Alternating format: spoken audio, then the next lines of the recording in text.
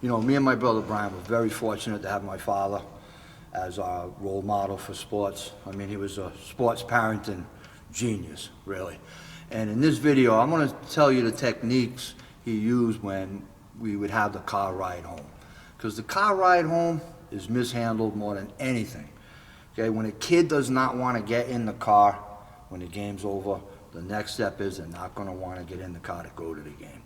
Okay, so here's how my father handled us on the car ride home. First thing, when the game was over, same tone every game.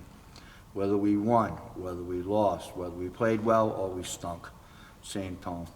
If we won, he'd say, hey, good job, nice win. If we lost, he'd be, tough one, you'll get them next time. That's number one, same tone. But I never had to worry that, well, Dad's going to be upset, or oh, he's going to yell at me, or oh, he's mad at the coach, or no, the same thing every time. Good win, tough loss, there we go. Right, so same tone, that's very important. Because kids out in the field, they're worried what the old man's going to say, what kind of mood he's going to be in. A 10, 11, 12-year-old kid should not be worried about that, okay? So same tone. Second thing, he would not speak until we spoke. Right? We didn't get in the car and then right away he started saying, oh, we didn't do this, and why not this, and why not that, blah, blah, blah. If we got in the car and we didn't want to talk, we didn't talk. Now, when I was a kid, younger, Little League, well, I couldn't wait to get in the car, talk to my father. I'd ask him questions, like I would start the conversation about the game. But when I got older, high school, when I was a basketball player, I remember there was a few silent rides home, especially my junior year. We were losing, we were on a losing streak. And, I can remember vividly a couple just total silent ride home. Didn't say one word, right? Didn't try to console me, didn't try to justify, no, just drove me home. Dropped me off, that was it. Let me deal with it, okay? If I said something, then he would take the opportunity and he would engage in a conversation, okay? The third thing he would do is he would teach by asking questions about others. He would point out others in the game. He wouldn't even start with us. He'd say, hey, did you see in the third inning when that kid made that play? That was a heads-up play. Remember in the fourth inning when that kid he wasn't paying attention, he didn't know how many outs there were.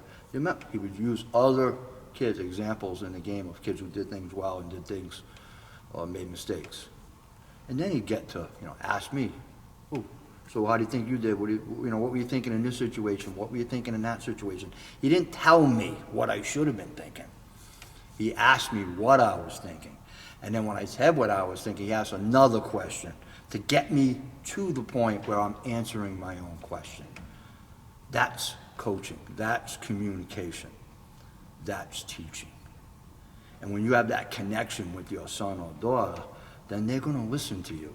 If you're going into the car and you're just lecturing them, and how many times did I tell you that, and we went over that, and how many, why this and why that, and blah, blah, blah, blah, blah, blah.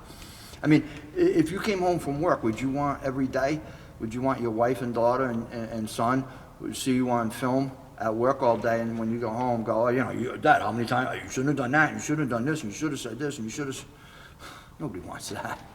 Who wants that? Okay, so think about it on the ride home, okay? Think about having the same tone after every game. Think about letting the players speak first. Think about teaching through using other players as examples of things that were done well and mistakes that were made. Then ask questions about how they think they played. And then that's how you get a nice evaluation of the game. And then the final step is, well, how are you gonna correct that? What do you think next time? And then you come with a resolution. Okay, here's how we fix whatever mistake we made. And there you go. And then you move on to the next game. So if you're getting in the car these days and you're browbeating your kid, I'm telling you, it's a huge mistake. Try these techniques, open up the lines of communication, and you're going to have a better relationship with your child. It's that simple. Commit to compete.